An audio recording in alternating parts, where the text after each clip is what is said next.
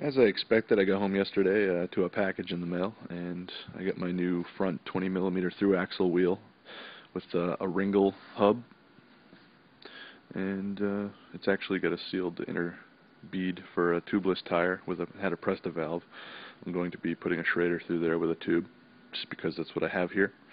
And I also got a set of Junior T Bomber downhill forks. I think they're about 170mm of travel. And I have a new sealed bearing headset, 1 1/8" threadless. So I'm going to try to get all this stuff on the bike. Let's see if I can get my old tire off my old rim and swap over my disc rotor. I don't know what else I'm going to salvage. I don't even know if I can, because I think this Junior T Bomber has a adapter for a larger size rotor than I have on my bike already, so I might have to buy a new rotor. We'll see. But let's start assembling. See what we get. Alright, I pulled the tire and tube off of my old rim fairly easy. I just have to take off the brake rotor now. This is a Specialized Rhythm tire. I really have liked its performance very much. I'm probably going to be purchasing another one for the rear when my rear tire wears out. I'm going to wait to replace my tires though for now. Thought about going with hookworms, but until I sacrifice spending $100 on my tires, these will suffice. Alright, and I got the brake rotor off. I didn't realize that the bolts were actually Torx. They weren't Allens. Thought they were Allens at first, but I had to get a Torque. But we got it off. Now let's try to shine it up a little bit, because you can see a little rust trying to peek through. And try to get him over to the other rim.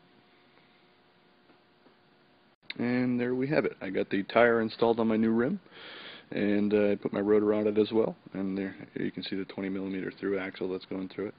I ended up having to put the tire on twice because I left the tubeless seal in, and my tire wouldn't fit. I almost ruined it.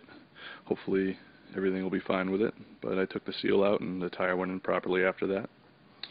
And everything's together.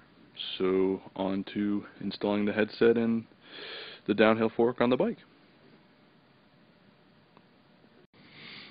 Okay, I finished my second torque arm. I didn't take as much time on it. I kind of made the inner hole a little bit too big, but the other side is the one that I think is going to hold most of the torque. So what I'm here to do now is pull off my old headset on the bike and install my new sealed headset, as well as my front downhill forks. So let's carefully take out these pressed headset cups and try not to scratch the frame. I'm going to probably put a lick of tape around it and maybe even put a cloth around a wrench and tap them out with that and see how it goes. Okay, I got the old headset off the bike, but not without scratching it a little bit. I'm a little disappointed in that, but it was stuck on really bad, and I ended up having to use a large pipe wrench to get the thing off. I had to break them free. There wasn't really a lot of grease in there. But I can try to get the new headset on and hopefully not scratch it anymore. Got a huge, large C-clamp holding the frame down to the table right now with a bunch of cloths all around it so it doesn't scratch anything, so I get some leverage. And there you have it. With a C-clamp and a couple of blocks of wood, I lightly tapped them in with a mallet, and we got the new headset in place. Now let's see if everything else lines up.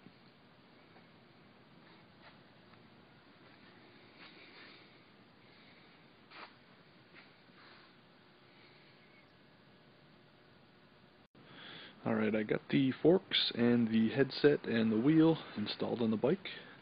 It's all temporary, it's not all tightened down and straight, but I routed my cables through the top stanchions and everything's looking good. Now what I need to do is get the rear rim back on the bike, and I'll be able to stand it up and tighten everything down and get it all adjusted properly.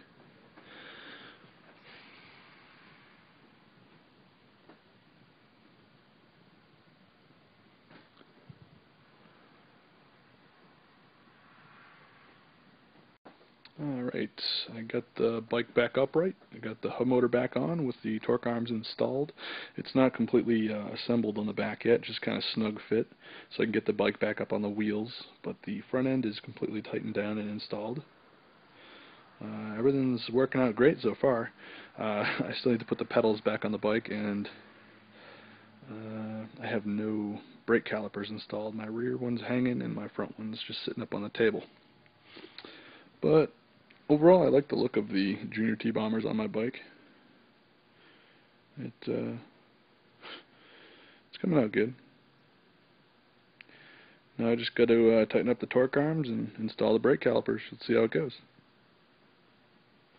Okay, I got the bike completely back together now. I have the front disc completely mounted and operating.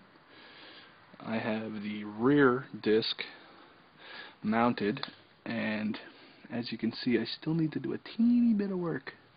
If you can see right under my disc caliper, you can see the angle that I cut out for the caliper pull handle to actually actuate, but I put it a teeny bit in the wrong spot.